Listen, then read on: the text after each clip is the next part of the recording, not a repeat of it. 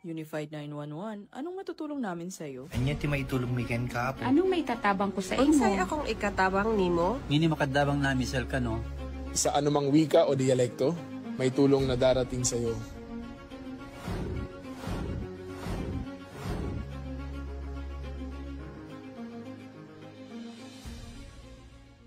Lilingkod sa bawat Pilipino at magbibigay ng tamang impormasyon para sa tahimik at maayos na Pilipinas. Police News Network, alagad ng batas, tagapagtaguyod ng balitang pulis, sandigan ng mamamayan, patnubay ng katotohanan.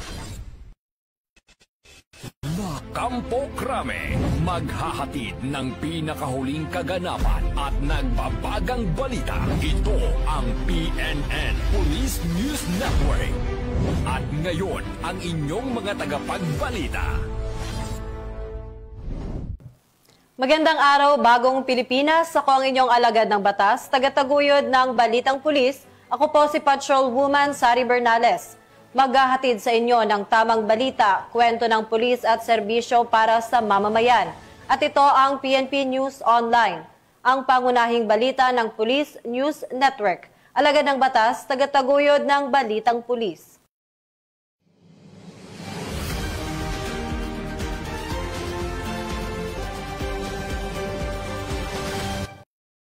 Pinagtibay ng 2nd Abra Provincial Mobile Force Company ang kanilang suporta sa kabataan sa pamamagitan ng aktibong partisipasyon ng BSPG-SP Camporal na ginanap sa Sapdaan Elementary School noong Disyembre 6 taong kasalukuyan. Pinangunahan ni Police Master Sergeant June Lawagi ang grupo ng mga kawani na nagsilbing tagapagsanay, katuwang ng mga batang scouters sa naturang aktibidad. Kabilang sa mga inihatid ng 2nd Abra PMFC ang isang makabuluhang lecture na nagbigay ng mahalagang kaalaman sa disiplina, pagbuo ng karakter at kahalagahan ng pagtutulungan.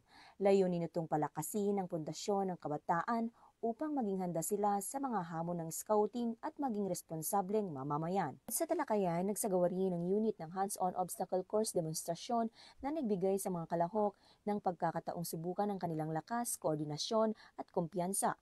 Sa tulong ng mga tagapagsanay, matagumpay na nalampasan ng mga scouters ang iba't ibang hamon na nagpatibay sa kanilang pisikal at mental na kakayahan. Matapos ang demonstrasyon, buong sigla namang ipinakita ng mga kabataan ang kanilang natutunan sa pamamagitan ng isang masiglang praktikal na performance. Ipinapakita ng inisyatibong ito ang patuloy na pangako ng 2nd Abra PMFC sa community partnership at youth development sa pamamagitan ng aktibong pagkikipag-ugnayan sa paaralan at scouting community.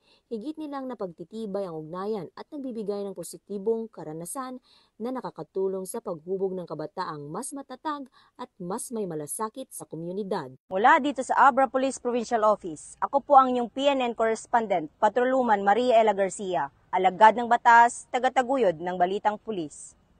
Pinangunahan ng Police Provincial Office sa pamumuno ni Police Colonel Arbil C. Maricolio ang isang matagumpay na coastal cleanup drive sa Biwak, Barangay Poblasyon, Lingayen, Pangasinan. Kabilang sa mga nakiisa si Police Lieutenant Colonel Jose L. Abayad II, Police Lieutenant Colonel Binaventura DJ Benavides III, Provincial Staff, PNP personnel mula sa iba't ibang istasyon, LGUs, stakeholders, mga estudyante at iba pang mga volunteers. Umabot sa humigit kumulang 230 katao na kilok sa aktibidad. Sa pagtutulungan ng lahat, natanggal ang kalat at naipon na debris ng sigarilyo at nalinis ang mga plastik na nagkalat sa baybayin. Layunin ng aktibidad na makatulong sa pagpapanumbalik ng kalinisan ng lugar at mapalakas ang kamalayan ng komunidad tungkol sa pangangalaga sa kapaligiran. Nagtapos ang gawain na may malinis na shoreline at mas matibay na ugnayan sa pagitan ng Pangasinan Police, LGUs at mga kasamang volunteers, patunay ng kanilang sama-samang pangako para sa isang malinis at mas ligtas na kapaligiran. Mula dito sa Bicayne, Ilocos Region, ako po ang inyong Police News Network Correspondent, Patrolman Dennis Carinal, alagad ng batas, tagataguyod ng Balitang Pulis. Ligtas na nasagip ang isang residente matapos matrap sa loob ng kanilang bahay dahil sa pagguho ng lupa na dulot ng landslide sa barangay Kalongkay, Pilar, Sorsogon. Agad na humingi ng tulong ang pamilya ng biktima kaya't mabilis na naglatag ng search and rescue operation ang Pilar Municipal Police Station sa pamumuno ni Police Captain Brian C. Bea, Acting Chief of Police. Kaagad na rumisponde ang mga pulis katuwang ang Municipal Disaster Risk Reduction and Management Office, mga opisyal ng barangay at mga volunteers. Sa pamamagitan ng maayos na koordinasyon at mabilis na aksyon ng mga rumusponde, matagumpay na nailigtas ang naipit na residente at agad itong binigyan ng paunang lunas upang matiyak ang kanyang kalagayan. Samantala, muling pinaalalahanan ng Pilar MPS ang publiko na manatiling alerto lalo na sa mga lugar na delikado sa landslide. Hinikayat din ang mga residente na agad makipag-ugnayan sa mga otoridad sa oras ng sakuna upang mas mabilis na makapagbigay ng tulong ang kinauukulan. Mula dito sa Albay, ako po yung Police News Network Correspondent, Police Staff Sergeant Bert Culito Pilo Bendito Jr. Alagad ng batas, tagataguyod ang balitang pulis. Arestado ang 3 street-level individual sa ikinasang drug by bus operation ng Iloilo City Police Station 4 sa Zone 5, Barangay Boulevard, Molo, Iloilo City nito lang ika-3 ng Disyembre taong kasalukuyan. Kinilala ang mga naaresto na si alias Jopay, 36 taong gulang, alias Maria, 25 taong gulang at alias Toto, 23 taong gulang at residente ng nasabing lugar. Nahuli sa akto ang mga suspect matapos magbenta ng hininalaang shabu sa isang posher buyer kapalit ng mark money. Sa kabuuan, sa humigit kumulang 25 gramo ng hininalaang shabu na kumpiska na may standard drug price na 170,000 pesos. Kasalukuyan nakakulong ang mga suspect sa custodial facility ng Molo PNP habang inihanda ang kaukulang dokumento para sa pagsampa ng kaso sa paglabag sa Section 5 Article 2 ng Republic Act 9165 o ang Comprehensive Dangerous Drugs Act of 2002. Patuloy ang PNP sa paghahatid ng hustisya at pagpuksa sa mga drug network sa lungsod ng Iloilo. Ang operasyon na ito ay patunay na walang humpay na dedikasyon para maprotektahan ang komunidad laban sa banta ng iligal na droga. Mula dito sa Western Visayas, ako yung Police News Network Correspondent, Patrolwoman Riza Valencia, alagad ng batas, tagataguyod ng balitang pulis. Umarangkada ang mga operatiba sa isang matagumpay na drug buy bust operation ng Regional Police Drug Enforcement Unit 6 sa Barangay Hipodromo City Proper, Iloilo City. Nito lamang ika-5 ng Disyembre taong kasalukuyan kung saan nakumpiska ang tinatayang 8 milyong pisong halaga ng hinihinalang shabu. Kinilala ang mga naaresto na sina alias June, 36 na taong gulang, residente ng nasabing lugar at ang kanyang live-in partner na si alias Tata, 26 na taong gulang at residente ng Barangay Liberation, Iloilo City Proper. Ayon kay Police Major Marvin Villanueva, Deputy Chief ng RPDEU 6, nakabili ang mga operatiba ng isang plastic sachet ng hinihinalang shabu mula sa mga suspect gamit ang 12,000 pesos na buy bust money. Dahil dito agad silang dinakip ng mga operatiba. Na-recover mula sa dalawa ang humigit kumulang 1,200 gramo ng hinihinalang shabu na nagkakahalaga ng 8,160,000 pesos batay sa estimated standard drug price value. Sa inihaing impormasyon ng pulisya, sinasabing ang dalawa ay matagal nang nag-ooperate sa Iloilo City at mga karatig bayan. Napag-alaman ding dati nang nakulong si alias June noong 2016 dahil sa kasong may kinalaman sa illegal na droga at nakalaya noong 2020. Samantala, patuloy pang inaalam ng mga kapulisan ang pinagmumula ng supply ng ipinagbabawal na droga ng mga suspect. Sa ngayon, nasa kustudiya na ng Iloilo City Police Station 1 ang mga suspect para sa tamang disposisyon at harapin ng mga ito ang kasong paglabag sa Republic Act 9165 o ang Comprehensive Dangerous Drugs Act of 2002. Sa gitna ng patuloy na kampanya kontra illegal na droga, muling pinatutunayan ng PNP ang kanilang dedikasyon sa pagpapanatili ng kapayapaan at seguridad ng komunidad at ang walang tigil na pagsugpo sa mga sindikato ng ipinagbabawal na gamot sa rehiyon. Mula dito sa Police Regional Office 6, ako ang inyong PNN correspondent, Patrolwoman Glidel Astrologo, alagad ng batas, tagataguyod ng Balitang Pulis. Nakumpiska ng mga operatiba ng CIU at CDU ng Lapu-Lapu City Police Office ang 272k na halaga ng shabu sa sinagawang bypass operation noong 6 ng Disyembre sa taong kasalukuyan sa Barangay Poblasyon Lapu-Lapu City, Cebu. Kinilala ni Police Captain Mark Anthony Upside ang suspect si Alice Clinton, 50 anyos, residente ng Barangay Poblasyon, Lapu-Lapu City, Cebu. Dako alas 11:24 ng gabi nang ikinasa ang naturang operasyon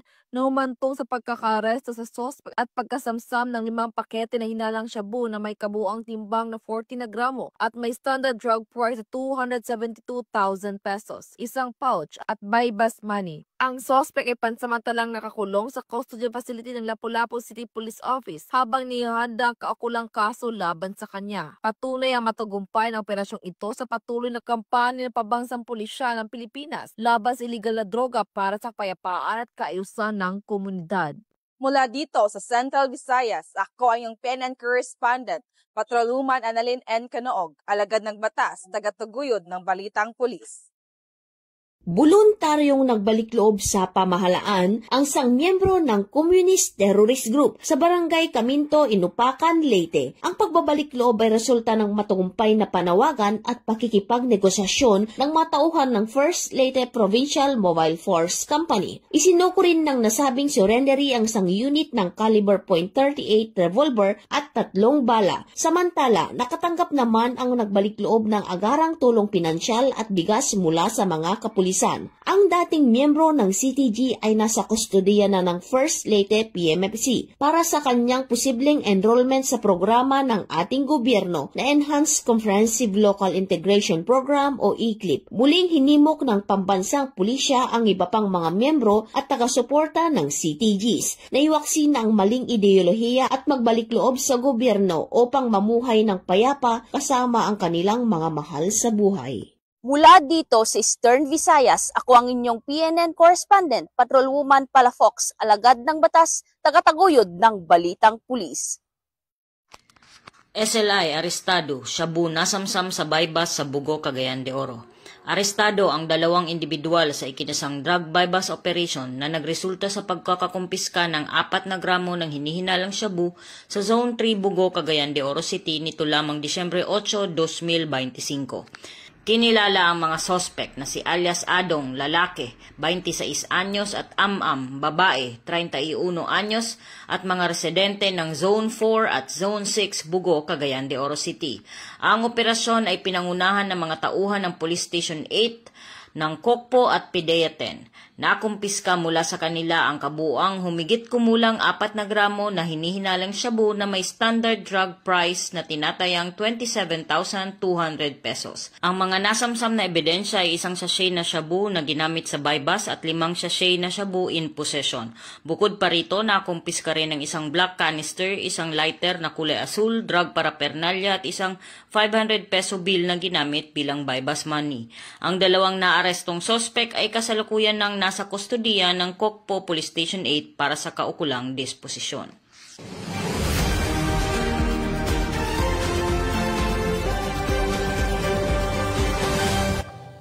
At yan ang mga balitang nakalap ng ating PNN correspondent sa araw na ito. Sa ngalan ng pamunuan ng Philippine National Police sa pangunguna ni Acting Chief PNP, Police Lieutenant General Jose Melencio Nartates Jr., at sa pamumuno ni President Ferdinand Bongbong Marcos Jr., kami ay maglilingkod sa bawat Pilipino at magbibigay ng tama at balanseng balita. Mula rito sa tanggapan ng tagapag-ugnay ng pambansang pulisya, ako ang inyong alagad ng batas, tagataguyod ng Balitang Pulis. Ako po si Patrolwoman Sari Bernales, maghahatid ng tamang balita, kwento ng pulis at serbisyo para sa mamamayan. At ito ang PNP News Online, ang pangunahing balita ng Police News Network. Ito ang bagong PNP para sa bagong Pilipinas, serbisyong mabilis, tapat at nararamdaman.